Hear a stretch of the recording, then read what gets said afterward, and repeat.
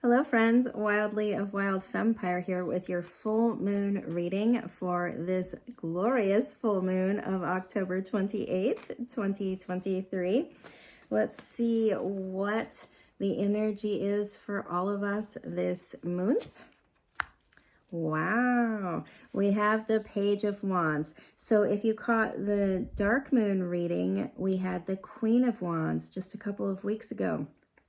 So I'm really vibing with this continuation in the realm of wands.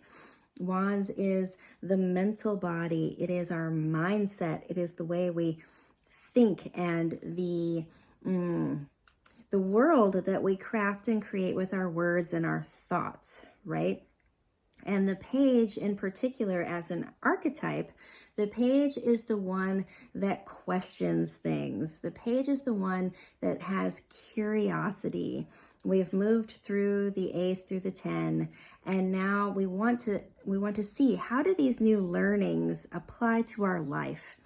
How does this thing play out in my life? What am I seeing? What am I noticing? How has my life changed? So what I'm feeling with this full moon is that we got this really active invitation at the dark moon to look at our internal mindset, to notice how the preconceived notions and stories that we have been running up in here have influenced our ability to relate, to grow, to connect, rather than be in competition. And the page is now asking, okay, you did that inquiry, you found some things, now what? Now what are you going to do with that information? How are you going to take that information out into the world? So let's say you found some story in your inquiry process during the dark moon that showed you that you have an aversion to connecting with someone of the opposite political party. Right? Let's say you're really devoutly Democrat, or you are staunchly Republican, and you found a story in your head that says, I can never be friends with a person who is blah because I am this. This Page of Wands here at the full moon says, why not try and see? Why not challenge yourself to consider the possibility that this person who you perceive to be the opposite of you might actually have something to share with you, might actually have something that could be considered medicine for you, that there might actually be a connection beyond this one particular way that you are self-identifying. Right? And I think we felt a lot of this as a collective, at least I did, and the people I was in communication with during the pandemic, right? There was this explosion of different viewpoints, and this major conversation happening in the online spaces as everyone was staying home and we were in a lockdown. So we all got on here and we started having conversations. And I know for myself that really brought to the surface for me a lot of my own preconceived notions. And I started to see, wow, I have a lot in common with certain people who I never would have thought I had stuff in common with, and vice versa. I'm seeing people that I thought I would agree with every possible thought that they might share, and found myself less than agreeing with some of them. So I guess what I'm saying is this Page of Wands is inviting all of us into a deeper level of nuance and an invitation to consider, can we start working on connecting at this very base level, human to human?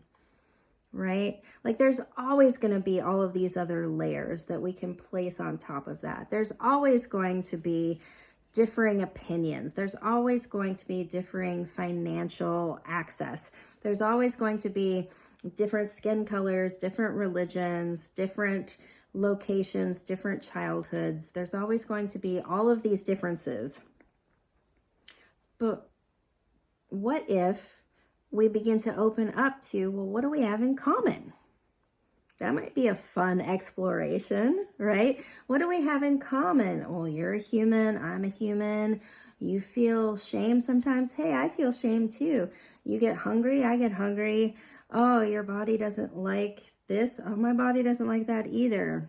Like this basic level of connection and learning how to meet one another from that place first with respect and kindness, and then beginning to filter in all the levels of nuance and all the levels of identity and all of the levels of impact and influence and access and all of these things. That's what I'm feeling from this Page of Wands, that we are all being invited in to seeing, where are we the same? Where is that commonality? Where is that thread? And would life be more interesting? And could we learn more from each other if we began relating from that origination point? Beautiful. That feels like the full moon medicine message for this month. I hope that it serves you well. I hope that you have everything that you need and that you're taking really, really good care of yourself. We are just a few days away now from Halloween, from the Day of the Dead, from Samhain, and Samhain being the Witch's New Year, the time of considering, reviewing, and planning for what this next solar year is going to contain. I invite you to lean into that concept, see what that brings up for you, see what it does to your mind to consider a new year being November 1st instead of January 1st. What does that feel like in your body? Does it feel like, oh, actually that kind of does feel like a yes, or not interested at all? It's fun to just try things. It's fun to feel in and let ourselves have permission to find what is actually true for us. I refer in my group programs to this silver truth cord, this cord of energy, this column of energy that goes from the tailbone, the root, up to the top of the head, to the crown, the home of our channel. It's where intuition comes in and knowing comes up.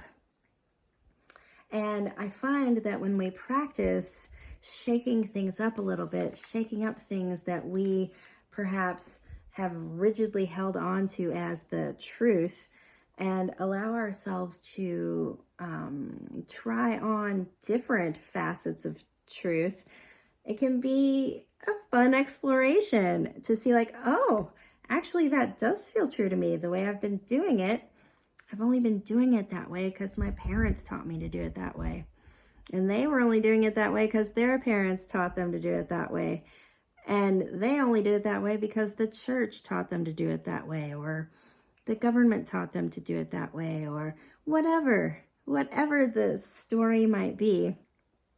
It feels like an important practice when moving towards sovereignty, when moving towards finding what your truth is, that we continue to inquire and try on and get curious about all the things that we take for granted. This is how we continue expanding. This is how we explore life outside of the rigid routine. And this is where magic happens. It's where adventure occurs. It's where innovation occurs. And I don't know much, but if I do know one thing, it's that we as humans need to start leaning on innovation to find a way for our species to still be here 7 generations from now, because what we got going on ain't working, right? So if we as individuals can practice being innovative in our own spheres, in our own minds, in our own spaces, it ripples out. We start inspiring each other to do so. And that's when true transformation can happen. That's when communities and cultures can begin shifting. It always starts here with the individual cell, the individual unit, the individual person, and then it begins to move outward into the collective. So I invite you this full moon to lean in and investigate that inquiry for yourself and let me know what it brings up for you. Leave a comment, shoot me an email. I am always available and here to have the conversations with you. I am so delighted to be in community with you. Thank you so much. And I hope that you have a moment to go outside and take in the sweet moon. I'll check in with you again soon. Bye for now.